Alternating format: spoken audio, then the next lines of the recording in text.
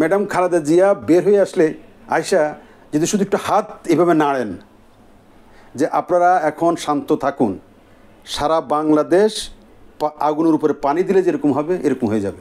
দেখেন, ক্ষমতা থাকলে এসব কথা বলে। আপনাদের এই যে মেরুদণ্ডহীন, পরগাছা এবং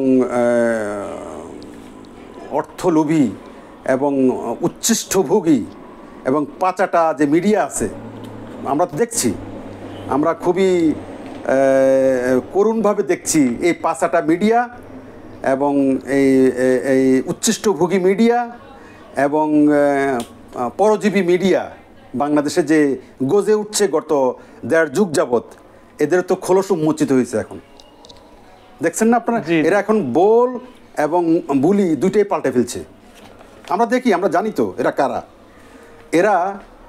এরাই এই হাসিনা সরকারকে, এই সুরেশের সরকারকে, এই ফেসিবাদী সরকারকে লালন পালন করছে, বাতাস দিছে এবং এদেরকে তারা উৎসাহ দিছে। দেখেন, সাবেক প্রধানমন্ত্রী যিনি পলাই গেছেন, উনি যেদিন বলেছেন যে মুক্তিযুদ্ধের নাতিপুতিরা না পায়ে কি তাদের রাজাকারের নাতিপুতিরা পাবে, এই প্রশ্নটা তথাকথিত এই পরজীবী, এই উচ্ছিষ্টভোগী, এই মানে পরগাছা শ্রেণীর যে সাংবাদিকতার নমুনা, আমি তার নাম উচ্চারণ করতে চাই না, আমার ঘৃণা লাগে তার আর রূপা দুইজন, হ্যাঁ, আমি তার নাম উচ্চারণ করতে চাই না। এই দুইজন সাংবাদিক ওনাকে তারা এমনভাবে প্রশ্নটা করছে যে প্রশ্নের মধ্যেও উত্তর ছিল, মানে আপনি এটা এইভাবে বলেন। এরা সাংবাদিকতার নামে যেটাকে বলা হয় বেডেড জার্নালিজম, এটাকে বলে বেডেড জার্নালিজম, ইয়েলো জার্নালিজম আর বেডেড জার্নালিজম। এরা এই জার্নালিজম চর্চা করে। এদেরকে চিহ্নিত করতে হবে। এরা জাতির শত্রু, সমাজের শত্রু এবং জার্নালিজমের শত্রু, সাংবাদিকতার শত্রু। যাদের চোখ অন্ধ থেকে অন্ধ। সময় আসছে এদেরকে চিহ্নিত করার এবং ইতিহাস তাদেরকে ক্ষমা করবে না। এই সাংবাদিকদেরকে, এই মিডিয়াকে, এই বুদ্ধিজীবীদেরকে যারা পা চাটছে, যারা জনগণের রক্তের উপর হোলি খেলা খেলতে চাইছে, যারা গিয়ে ওনার মানে সেই স্বৈরাচারের সাথে, সে ফ্যাসিস্টের সাথে দেখা করছে এবং বলেছে যে আপনার চিন্তা নেই, আমরা আছি। সাংবাদিকতার নামে কলঙ্ক নয় শুধু, এরা সমাজের নিকৃষ্ট কীট, এরা জনদুশ্মন, এরা জনগণের দুশ্মন, এরা ছাত্র সমাজের দুশ্মন, এরা সমাজের দুশ্মন। এই দুশ্মনের মূলোৎপাটন করতে হবে। আচ্ছা, যেটা বলছিলাম যে হাসিনা পালালো এবং খালেদা মুক্তি পেল এবং তারেক রহমানও বাংলাদেশে আসার জন্য যে ব্যবস্থা তাও শুরু করলো আর কি, পকুল বললেন, এটাকে আপনি কিভাবে দেখছেন? খুব পজিটিভলি দেখছি। দেখেন, এটা বলার অপেক্ষা রাখে না, আসলে আমার কোনো ভাষা নেই, মানে আমি ভাষায়, আমার সেই ভাষা নেই। ম্যাডাম খালেদা জিয়াকে তারা শুধু যদি বলে অন্যায়ভাবে আটকে রেখেছে, খুব কম বলা হবে। যদি বলি যে ওনাকে এত নির্দয়, নিষ্ঠুর, অমানবিক এবং হৃদয়হীন আচরণ ওনার প্রতি করেছে, খুব কম বলা হবে।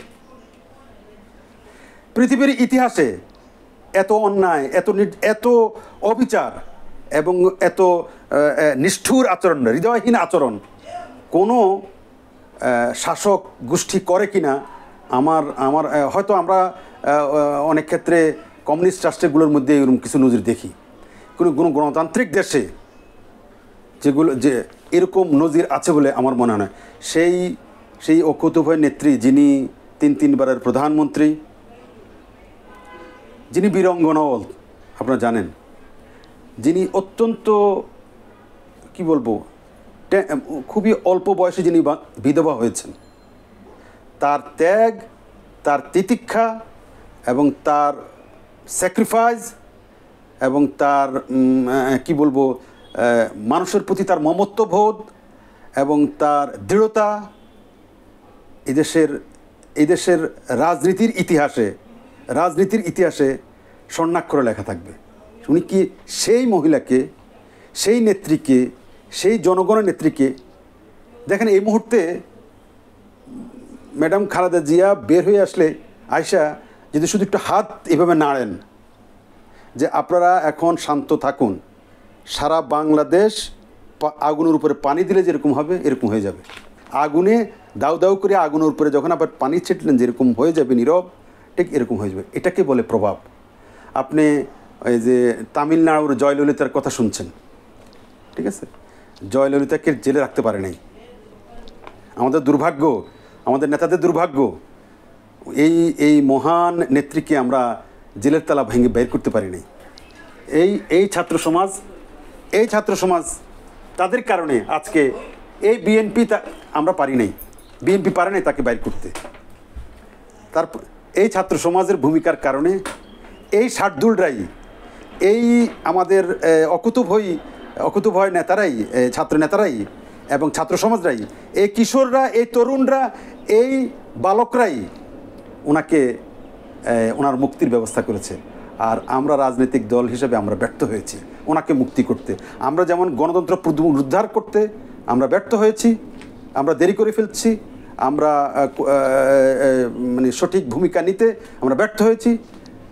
ঠিক ম্যাডাম খালেদা জিয়াকেও আজকে এতটা বছর জেলে উনি দুকে উনি মৃত্যুর দিকে ঠেলে দিচ্ছি আমরা, যেমন সরকার দিয়েছে ঠিক তেমনি আমরাও পারি নাই। এই লজ্জা এবং এই ব্যর্থতার দায় জাতি হিসেবে প্রত্যেক দলের নিতে হবে, বিরোধী দলের, বিএনপি সহ। আচ্ছা, এমনিতে তারেক রহমান যদি দেশে আসে আসলে কি হতে পারে আপনার দৃষ্টিতে? তারেক রহমান দেশে আসলে তো সেটার হবে আরেক বিপ্লব, সেটা হবে আরেক। কারণ তিনি বাংলাদেশে এই মুহূর্তে তো তরুণ সমাজ যে নেতৃত্ব চায়, সেই নেতৃত্ব দেখেন, তরুণদেরকে চাইবে, এটাই স্বাভাবিক। তরুণরা কখনো বৃদ্ধকে চাইবে না, এটা স্বাভাবিক। বাংলাদেশের প্রেক্ষাপটটা আপনার এই আন্দোলনকে কেন্দ্র করে আপনি এই শিক্ষাটা আপনাকে জাতিকে নিতে হবে। যখনই আবু সাইদ মারা গেল, আবু সাইদের ছবিটা এই বুক চেতিয়ে, বা আবু সাইদ যেভাবে সারা বিশ্বকে দেখালো তারুণ্যের যে অকুতভয় মনোভাব, এটা সারা বাংলাদেশের নয়, শুধু সারা বিশ্বের তরুণ সমাজকে আপ্লুত করেছে, জাগ্রত করেছে এবং জীবন দিতে উদ্বুদ্ধ করেছে। এটাই তারুণ্য, এটাই যৌবনের আপনার কি বলবো এটাকে, ধর্ম। এটাই যৌবনের ধর্ম, এটাই তারুণ্য, এবং এটা ছাড়া কোনো দেশ চলে না। আমাদের দেশে এখনও 23%, কত পার্সেন্ট আমার ঠিক এক্স্যাক্টলি ফিগারটা মনে নাই, এখনও ডেমোগ্রাফিক ডিভিডেন্ড যেটা বলে আপনার ইকোনমিস্টরা, যে তারা এই সুবিধার এরাই হচ্ছে তরুণ, বেশি সংখ্যা হচ্ছে তরুণ। সেই তরুণরা একজন তরুণ নেতৃত্ব চাচ্ছে, এটা এই আন্দোলনের মধ্য দিয়ে আমার কাছে সেটাই মনে হয়েছে। তারা চায় এরকম একটা নেতৃত্ব, যে নেতৃত্বটা বয়সে তরুণ নয় শুধু, তারা চিন্তা চেতনা তরুণ, চিন্তা চেতনা ব্যাকডেটেড নয়, আধুনিক এবং সামনে দেখে। এই তথাকথিত মুক্তযুদ্ধের চেতনা, তথাকথিত এইসব কপসায় না, ইতিহাস নিয়ে কপসাকপসি করে না, ইতিহাস নিয়ে ঘাটাঘাটি। ইতিহাস তো আছে, ইতিহাসের জায়গায় ইতিহাস আছে, কিন্তু এগুলোকে জুজুর ভয়ের মতো, এগুলোকে আপনার মানে পুঁথি পড়ার মতো তারা দেখতে চায় না। তারা সামনে দেখতে চায়, আগামীদের দেখতে চায়, আগামীর দিকে তাকাইতে চায়, তারা ভবিষ্যৎ দিকে তাকাইতে চায়। সেরকম একটা নেতৃত্ব তারা চাচ্ছে। সেই ক্ষেত্রে তারেক জিয়ার মধ্যে তারা সেটা খুঁজে পাইতে পারে। সে আসলে তার গেট আপ, তার দীর্ঘদিন থেকে তার যে তৈরি হওয়ার যে মানসিকতা, সেই ইতিমধ্যে অনেক ম্যাচিউর হয়েছে বলে আমাদের তরুণ সমাজ বা আমরা দেশের মানুষ মনে করে। সেই ক্ষেত্রে তো আরেকটা বিপ্লব হয়ে যাবে, তার পক্ষে হয়ে যাওয়ারই সম্ভাবনা বেশি। কারণ এর সমকক্ষ তো আমরা কাউকে দেখছি না, নাই, ইনফ্যাক্ট নাই। আপনার তো বলে তো কোনো লাভ নাই। আপনি ডোনাল্ড ট্রাম্প হেরে যাবে কমলা হ্যারিসের কাছে বয়সের কারণে। তারুণ্যের জয়গান আপনি কেন করবেন তাহলে? তারুণ্যের জয় হতেই হবে। সারা পৃথিবীর তরুণের পক্ষে থাকে, এটাই নিয়ম। সারা পৃথিবী তারুণ্যের জয়গান গায়, তারুণ্যের বিজয় হয়, তরুণের বিজয় হয়। বাংলাদেশেও তাই হবে। তবে হ্যাঁ, এটা ঠিক, অনেক বৃদ্ধ অনেক বয়োজ্যেষ্ঠ লোকও তরুণের মতো আচরণ করতে পারে। তার মানে জয়গান অর্থ এই নয় যে একদম বয়স্কে তরুণ হইতে হবে, সাও না, তারা এটাও মিন করে নাই। তারা যাদের মন মানসিকতা তরুণ, যারা বিপ্লবী এবং যাদের চেতনা ব্যাকডেটেড নয়, ফরওয়ার্ড, এরকম নেতৃত্বই আমাদের ছাত্র সমাজ চায়। তা আমার মনে হয় সেই ক্ষেত্রে যদি তারেক জিয়া এই মুহূর্তে দেশে আসে, সেটা সেই খালিস্তান পূর্ণ হওয়ার সম্ভাবনাই সবচেয়ে বেশি।